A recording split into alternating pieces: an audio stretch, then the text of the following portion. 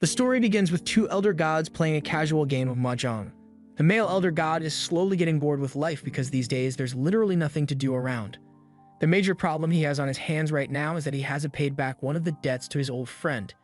He promised the friend that if any of his descendants should burn some black incense, he would take them on as his disciple. But over these last 3 years, anytime he gets the smell of the incense, it disappears without a trace. It's really frustrating for him. Just then, the incense is lit yet again, so he immediately transports himself to the mortal world to find out who's been screwing with him. In the human world, we see that the person that has been lighting the incense is our ugly-ass protagonist, Bai. He tries his best to lock in and hold the incense, but the lightning strike doesn't allow that.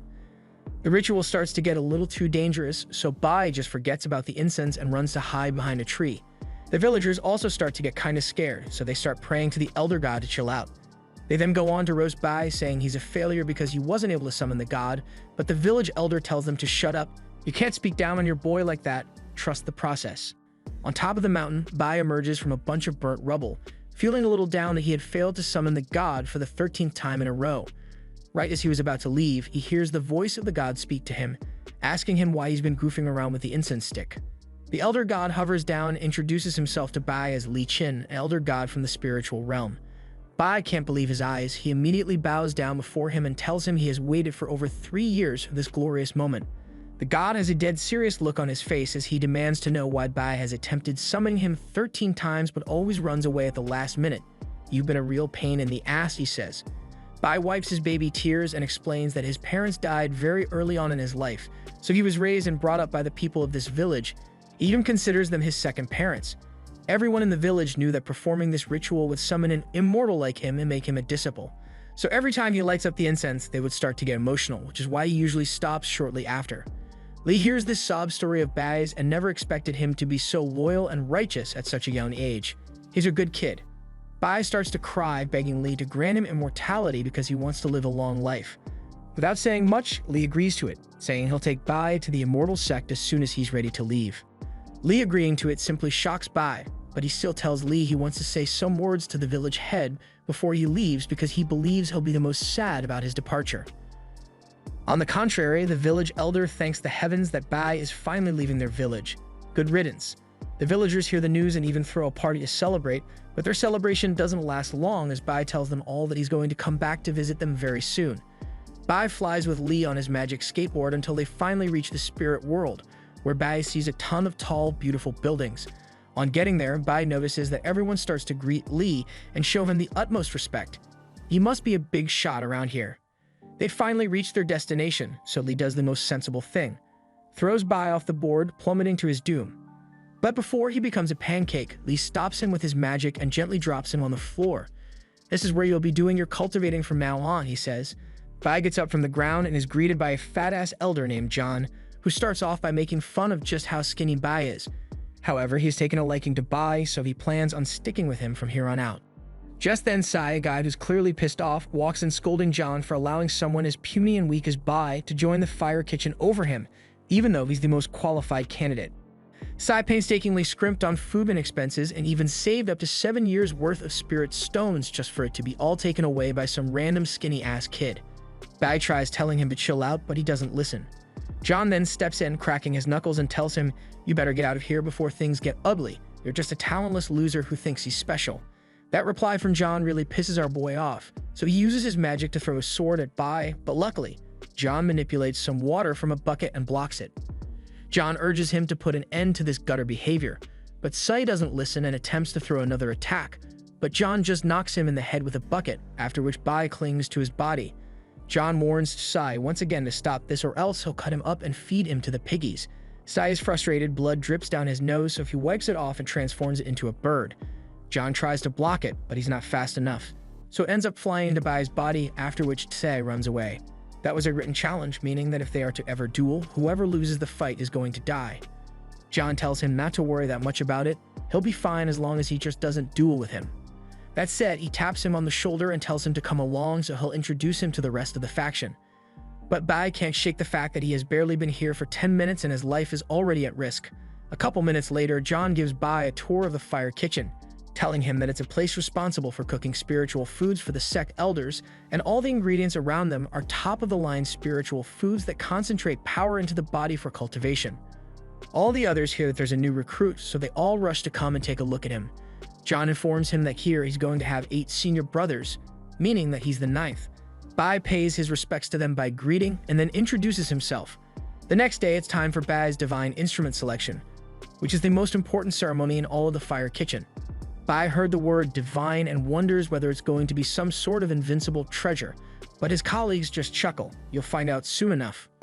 Bai's excitement quickly turns to confusion as John removes the tarp, only for him to see a bunch of comically large plates known as a woke.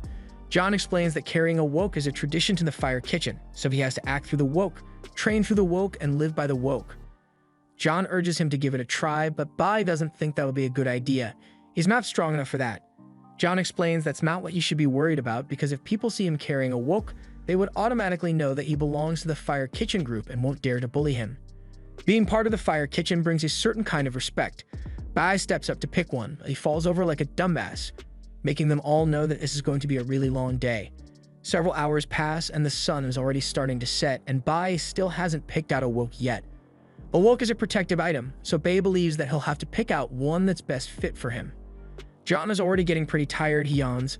Finally, Bai brings out one of the woks he's chosen, and they all just laugh at him, saying it looks like an ugly-ass turtle shell, and besides, it's been sitting there for so long, nobody wants it. But Bai honestly doesn't care about that. He still wants to take this one. He thinks turtles are a sign of longevity after all. He's either about to unlock an overpowered weapon or just trying to be different. That said, John hands him a storage pouch filled with information about the methods he's going to need for cultivation. He'll explain it in detail to him later, but for now, you should just take a look at them. Later that night, Bai is having trouble sleeping because of the mark he received from Sai. He acknowledges that it wasn't easy for him to join the fire kitchen, and now that he finally has the chance to become an immortal, that bastard Sai had to come and ruin it for him. He never saw this one coming. Bai can tell Sai is just jealous and just trying to get him out of the way. He doesn't want to die and wants to live a long life, so he bears a serious look on his face while making an even more serious decision to keep on cultivating and become the strongest among them all. He brings out a couple scrolls to try and figure out what this cultivation thing is all about, but he's too dumb to understand anything written there. Just then, a ghost version of John appears in front of him and says he's going to give him some pointers. The fundamental power system of the spirit sector is the purple chi-controlled cauldron arts. There are 10 levels of chi condensation, and the higher your cultivation level, the more techniques you'll be able to master. The next realm after chi condensation is foundation establishment. This is a realm that can't be reached simply by learning it. It can be reached only when all conditions are favorable and countless hardships are overcome. Bai finds this to be really complicated, so he straight up just asks John how long it would take him to complete the chi condensation levels. He fears he would be expelled from the mountain if he doesn't learn them well enough. John tells our boy to chill out because a part-time outer disciple can only learn the first 3 levels of chi condensation, meaning that if he wants to learn from levels 4 to 8, he would need to become an outer sect disciple, but that's still a long road away, so he advises Bai not to focus on that for now. After this lesson with John, Bai clenches his fist, realizing that the only way he'll achieve his dream of being immortal is by protecting himself and becoming a badass cultivator. That same night, Bai spends about an hour or so working on the purple chi-controlled arts, and he's so terrible at it that even the first level is really hard for him. He wonders why he can't feel any growth in his chi vessels. Is he just a shitty cultivator? Just then, Bai blows his candle out as he hears a strange sound coming from the other building. He peeps out the door, wondering whether Sai had come back to exact his revenge. He sees a shadow walking through the pantry, so he peeps through the door and sees John and some of his other colleagues secretly blowing through the entire team's rations of meat and water. They know Master Lee hates them going to the food pantry without his permission, so if he finds out, they're going to be in big trouble. Although Bai is shocked to see them stealing food, he's a bit relieved that Sai wasn't here to rip his balls off. John spots him. Bai tries to run, but he just drags him into the room. John goes, "Now that you've seen us stealing food, we can't just let you go so easily." Bai lets off a terrified scream. Meanwhile, Sai is somewhere in the woods, still pained to the core that Bai got into the fire kitchen and not him. He vows to kill Bai and assume his rightful place as a disciple in the fire kitchen, no matter what it takes. This was the end of episode 1. Subscribe to not miss the next part.